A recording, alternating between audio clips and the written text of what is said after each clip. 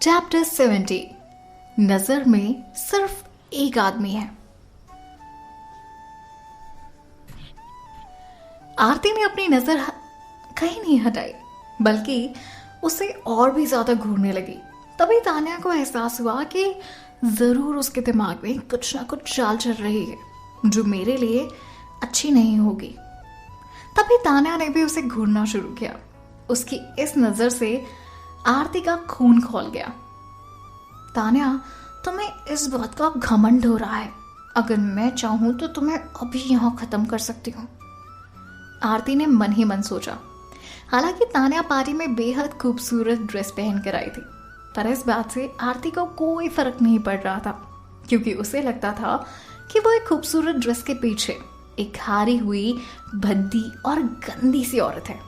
उसे विश्वास था कि वो तान्या को अपनी एक उंगली से नीचे झुका सकती है।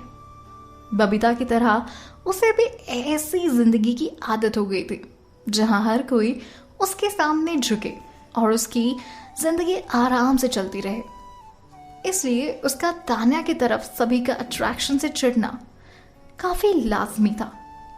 इसलिए खुद से गुस्सा और चिढ़ को बैलेंस करने के लिए तान्या को इस तरह उसे घूरना कहीं ना कहीं उसके लिए सही लग रहा था। वहीं तान्या इंतजार कर रही थी कि वो उस पर पहला वार कब करे, ताकि तान्या अपनी चाल चले। बल्कि आरती ने कुछ ना करने पर तान्या को एतराज होना। इसलिए आरती, तुम उसे इस तरह निराश मत करना। आरव के कैंडल ब्लो करने और केक काटने के बाद असली सेलिब्रेशन शुरू हुआ। सभी के खाना खाने के लिए और खाना खाने जाने से पहले आदित्य ने एक छोटी सी स्पीच दी और फिर सभी इधर उधर चले गए। तान्या को देखकर उसी समय आदित्य की माँ का मुस्कान से सहज चेहरा गुस्से में बदल गया। अब तक वो भी प्रिटेंड कर रही थी तान्या को स्माइल देकर, लेकिन जैसे ही सब लोग गए वो अपने रियल अवतार में आ गई। वो पहले तो कोई तमाशा नहीं करना चाहती थी, क्योंकि इससे उनके परिवार की रेपुटेशन खराब हो जाती।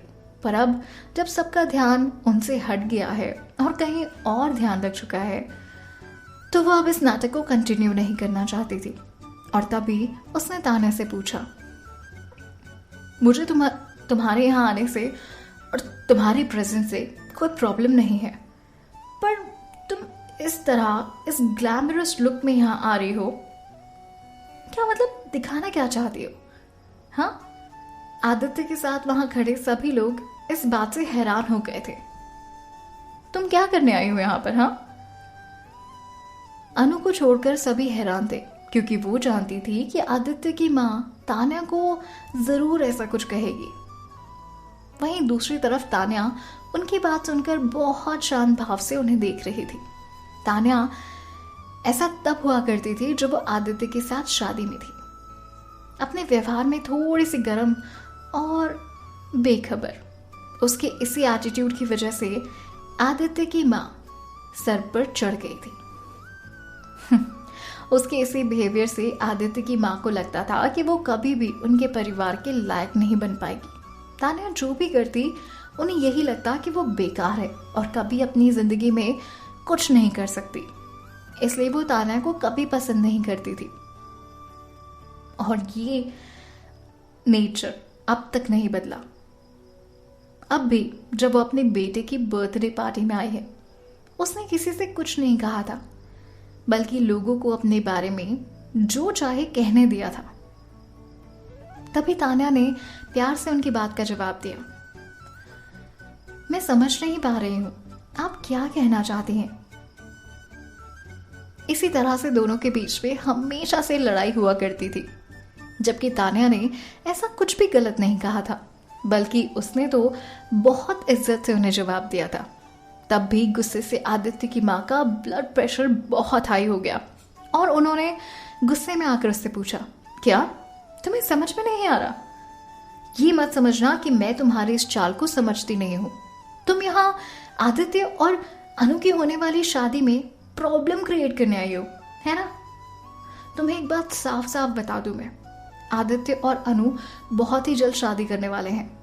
इसलिए अपने दिमाग में कोई भी गलतफहमी मत पालना। और अब तुम हमारे परिवार का हिस्सा भी नहीं हो और कभी हो भी नहीं सकती, इसलिए अपनी ये गंदी चालें चलना बंद करो। ऐसा लग रहा था जैसे आदित्य की माँ ये सोच रही थी कि तान्या आदित्य को अपनी ओर अट्रैक्ट करने के लिए पार्टी में आई है। इस बात का मजाक उड़ाते हुए तान्या जोर जोर से हंसने लगी। उसे सच में आदित्य में कोई इंटरेस्ट नहीं था। उसने बहुत गंदी तरह से आदित्य को देखा। ऐसा लग रहा था मानो जैसे वो उससे कह रही हो, ओह प्लीज मुझसे प्यार करने के बारे में सोचना भी मत। मेरे पास तुम्हारे फालतू प्यार के लिए बिल्कुल भी टाइम नहीं है। आदित्य को उसका इस तरह से देखना समझ में आ गया था। ऐसा लग रहा था जैसे वो उसके मन की बातें सुन सकता था। ये तान्या मुझे ऐसे क्यों देख रही है? ऐसा लग रहा है जैसे मुझे नीचा दिखा रही है। क्या ऐसे लगता है कि मैं इसके काबिल नहीं हूं? आदित्य को उस वक्त बहुत छोटा महसूस हो रहा था। तान्या ने आदित्य की मां के इल्जाम का ऐसा जवाब दिया था जिससे वो बहुत हिल गई थी। उसने कहा, मिसेस ओबरॉय, मुझे बहुत दुख हो रहा है ये कहते हुए कि आपको बहुत बड़ी गलतफहमी है, क्योंकि यहाँ पर सिर्फ एक लड़का है जिसकी तरफ मेरी आंखें अट्रैक्ट हो रही हैं, और वो आपका नहीं, वो मेरा बेटा है, मेरा आरफ। That's it.